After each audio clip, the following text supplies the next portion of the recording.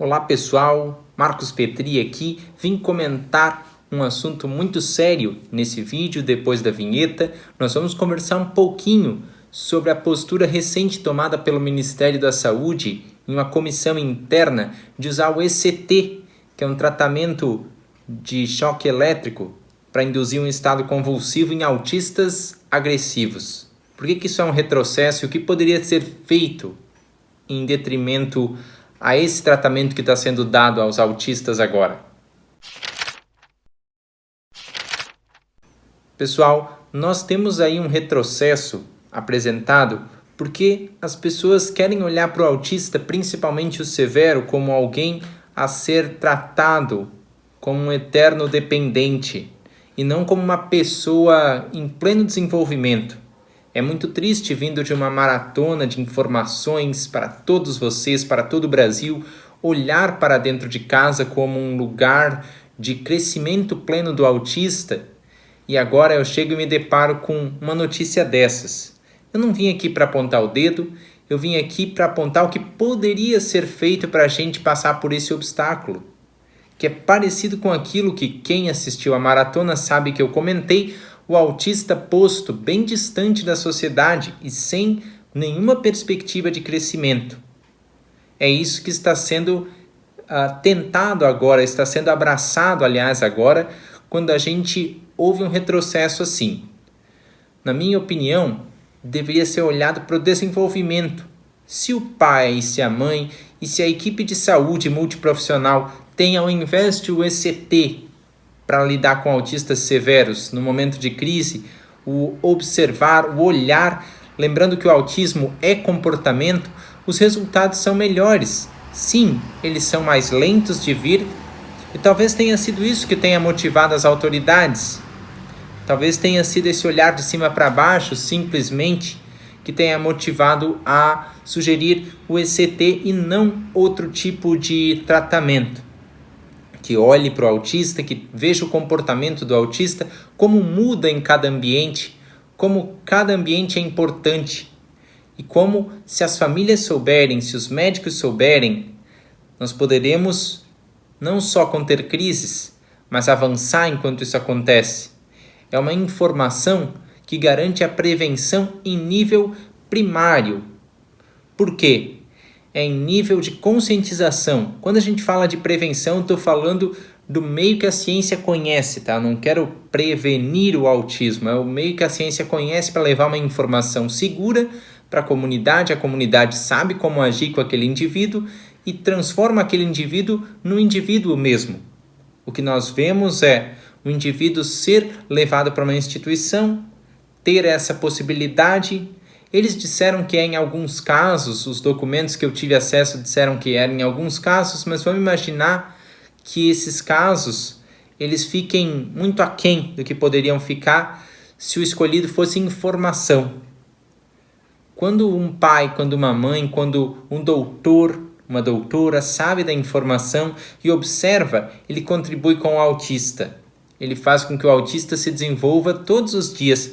Quando a gente vem com um tratamento que é amplamente não recomendado na comunidade internacional, inclusive, a gente condena o autista a ficar aquém daquilo que ele pode ser, daquilo que ele nasceu para ser.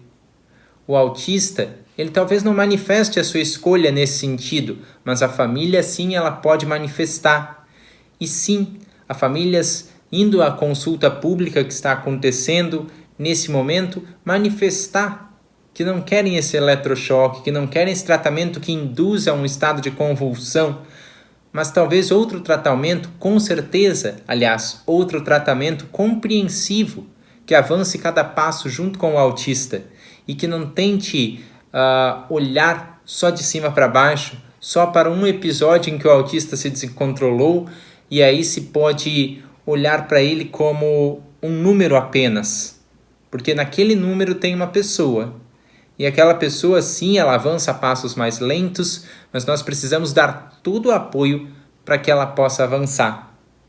Quando a gente fala em um tratamento que induza um estado convulsivo, a gente fala em passos para trás. Eu sempre digo aqui no canal, Quando o autista para de aprender com as experiências da vida, ele anda para trás. E agora é o Estado nos dizendo, autista, ande para trás.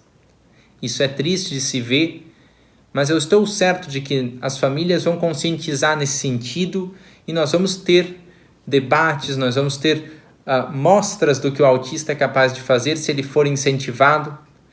Eu sei que o autista severo faz de uma forma mais lenta, mas não de uma forma menos convincente. Tudo que o autista severo precisa é de mais apoio, é de mais atenção. Quando a gente fala dos níveis do autismo nos comprometimentos, a gente fala disso. E quando a gente vê um movimento como esse sendo tomado pelo Ministério da Saúde, a gente vê que o apoio está sendo deixado de lado. E novamente a gente volta para aquele argumento do número. A gente não pode pensar em pessoa como número. A gente tem que pensar em pessoa como indivíduos. E esses indivíduos certamente estão, muitos deles, grande parte deles, dentro do autismo severo. E esse autista severo vai estar perdendo a oportunidade de caminhada. Isso que me deixa bastante triste. Mas me deixa feliz que muitos de vocês que já tenham passado pela maratona, que já tenham passado não só aqui pelo canal, mas em outras fontes de informação, possam contrapor isso, sempre com os nossos argumentos, sem dedo na cara, mas com muitas coisas para mostrar e principalmente com o autista como personagem principal, como protagonista. Eu acho que está faltando a sociedade ver isso, porque a sociedade que vê um autista como protagonista, daqui a pouco vai ver um autista como pagador de impostos, como comprador, e muitos desses casos vão ser autistas moderados e severos. Se não autistas severos, que se tornem funcionais para fazer tudo isso, mas as famílias desses autistas. Então, eu peço que a gente debata com muito carinho e que a gente leve nesse debate as informações de que dá certo, sem necessidade de eletrochoques, sem necessidade de uma intervenção tão agressiva e que a comunidade científica médica aponta que não dá certo nesses casos dentro do espectro autista. Porque eu dizia, autista é observação, porque é comportamento, é algo que ele precisa pôr para fora. Quando a gente sabe por que ele está pondo algum comportamento para fora, por que ele está internalizando e externalizando, nós sabemos como ajudá-lo. E nós sabemos como tirar o melhor dele. Agora, se esse caminho for cortado, a gente nunca vai ter como saber qual é o potencial dessas pessoas severas e moderadas dentro do espectro autista. Esses grupos, então, eles acabam ficando invisíveis. E quanto menos visíveis eles ficam, mais distantes de ser participantes da sociedade eles também ficam. Então, está aqui a minha análise do que tristemente aconteceu, mas que a gente possa informar que a casa da gente é um lugar de desenvolvimento, que a comunidade é um lugar de desenvolvimento e tem que estar com os braços abertos para o autista. O que foi feito errado, mas cabe a nós mostrar o certo, pois nós pagamos ao Estado pelas melhores práticas, que nem sempre vêm. Mas com os nossos debates a gente orienta tudo isso. É duro, é árduo, demorado, sim, mas eu saí de uma maratona com muitas informações. Pesquisei muitas informações e toquei muitos corações. E se esses corações agora estão lá debatendo por vias que talvez eu nem saiba, estão lá ajudando a delinear essa questão e modificar algumas coisas, isso me deixa feliz. Eu espero que esse breve comentário, que aqui não foi gravado com tanto esmero como lá no estúdio principal do Diário de um Autista, eu tive que viajar, então esse é um vídeo na estrada para vocês. Eu espero que esses esforços, eles surtam efeito, mas eu sei que não vai ser agora, vai ser uma conscientização muito forte que tem que partir da gente, autistas e famílias de autistas.